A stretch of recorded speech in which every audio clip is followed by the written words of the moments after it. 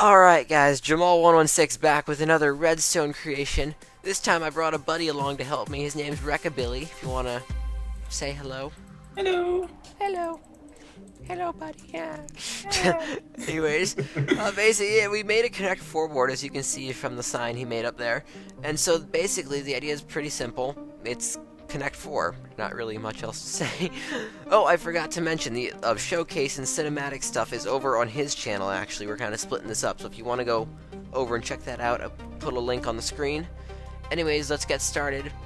I guess I'll be red, like normal. Okay. Still my turn. So basically the idea is we got 7 buttons, 7 rows, so when I push the middle button, if it's gonna work this time, there we go, it puts my red piece down on the bottom. Now, of course, he can also do the same thing over there. You'll notice on the side I've got my turn switcher, which I featured in my last video, and so he's just going in the corner. And so basically, the idea is pretty simple. We already played a game actually over. Do you want to actually play a whole game right now, or? How about we show them the winning? Okay, I'll just do a win real quick. So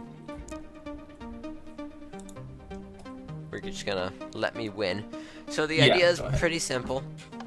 Once you win, then okay, yeah, there we go. That kind of lagged for a second. So once you win, the idea is pretty simple. It shows that you've won, and it says you won, and hold on, red has won the game. Oh, and it launches some fireworks, which I just completely lagged out on, so they didn't get to see very well. But there were fireworks there. So you can take my footage of it. Okay, yeah, we'll put your fireworks on there. But so the idea is pretty simple. It also, when this happens, locks up the game. So if you want, I don't know, hit a button or something, just. Oh yeah. Also, I feel like I should mention you can't fall off. So yeah, but it locks up the game. Pretty simple idea. There's also automatic things which allow it to there's turn blockers, as you saw. There's things that what was I saying? I can't. Oh yeah, that makes it that you can't stack them more than 6 high. We've really pulled out all the stops on this thing, and completely bugless as far as I can tell. Anyways, so I guess why don't we get started on the redstone? Alright. Alright, basically, under each of the buttons, we've got these things. What they do is, you can see the command in the chat there, is it sets a scoreboard of a score. It's, in this case, C4R for Connect 4, the red. And basically, each row has an identity of 1 through 7. And so what it's going to do is, it's going to basically, if the row doesn't have 6 things in it already, and if you're the right player, then it will add 1 to your score. And that will come back up here to the clock, and you can see right now it's pulsing on the red line. So if the game was active and I hit the red button there, what would happen is it would set a score, and these test fours here test for that score of C4R, and in this case, you know, this one's 3, and these ones over here, oops, I hit something.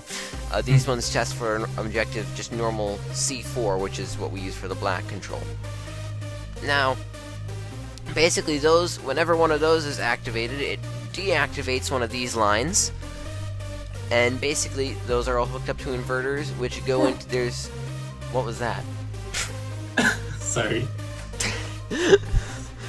Well, we'll just go with it.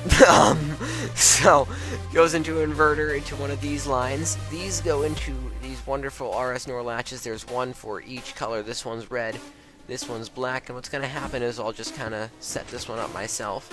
As you can see, that one pushes out our pistons here. There's red on the side and black on top, and so what happens is, why did it not reset? Reset. There it goes. So it pushes out the blocks, and then the pistons in the middle will push those out to be flush with the board. Now what also happens, the way I got the stacking to work, is that this whole line, this basically deactivates the entire column. But there's certain locks on here. For instance, you'll notice this torch is currently off, but this one here, what was I saying? Crap. Okay, this torch on the bottom is on, which is keeping that line of redstone dust on. This line will not turn off until there's a piece in these RS NOR latches on the bottom corner. So for instance, when I put a piece on the bottom corner, you'll notice the torch turns off and unlocks that line, so now it's free to go. There's also, of course, just so that the thing doesn't jam, another torch up here which locks it when there's a piece already placed above it, just so that things don't jam up and the reset works nicely. Then basically, it just goes to the wind detection. These things here set a score of either 1 or 2 for whatever XY coordinate it is, depending on whether it's red or black. And then there's a couple test fours over here on this whole back part, which is the whole wind detection. This was actually kind of big, but basically it tests for that score of whatever coordinate it is they're testing for. This one's XY, Y6, and it either checks for red, or the gray ones down here check for black, which is 2. And the wind detection itself is based on signal strength. So for instance, if I were to destroy 3 of these in a row, 1, 2, 3, you'll notice right now all the lines are still on, but if I were to destroy a 4th one, then the signal from the torches is not strong enough to reach this line here, and so it will set off the winds, and wonderful things happen for whatever player happens to have won. In the past, it's usually been him, so... Anyways, then it basically does the same thing for the vertical and the diagonals over here, and that's pretty much the whole thing. One thing also is these lines come over here and set a score of an objective called win to whatever score it is. I think red I use -1 and black is 1, and that goes over to the fireworks, and this locks up the clock up here. And that's pretty much it. I think I covered it all. Did I miss anything? Not that I can tell. Oh yeah, real quick. The clock. So, I feel like I should mention this. Whenever one of these test fours up here is successful, so for instance, if I were to put one in, say, if red were to put one in the 5th column with this command block here, with that test four is active, what it does is it adds a score of 1 to that column, which I called rows. Shut up. It adds 1 to that column score. That resets both black and red scores, and then that comes over here, flips around this T flip-flop, which goes over and changes the outputs for the clock here with these pistons, and that then hooks up into my turn switcher thingy down on the bottom, which I had in my last video. Now I think I got it all.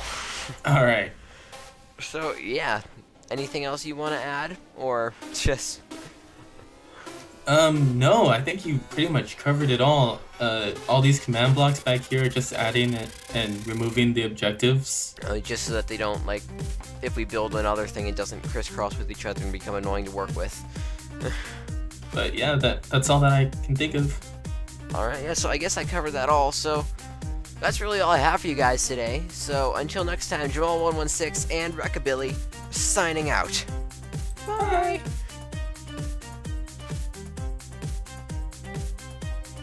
And once again, I'm going first. So the idea is that, we added the teleporters in so you can't fall off.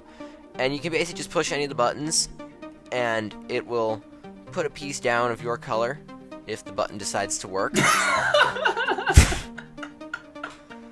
Oh, yay. The button's not working. Yay.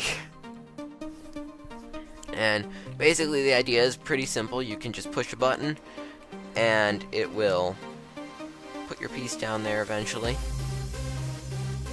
Okay, why is it not working again? Okay, what is happening? It's not working again. This is kind of weird, actually. And you can be black. And so basically the idea is pretty simple. You've got the 7 buttons here, and you can just push whatever button, so I'll push the center one, and that will then place a piece there of whatever color you are and why did you do that.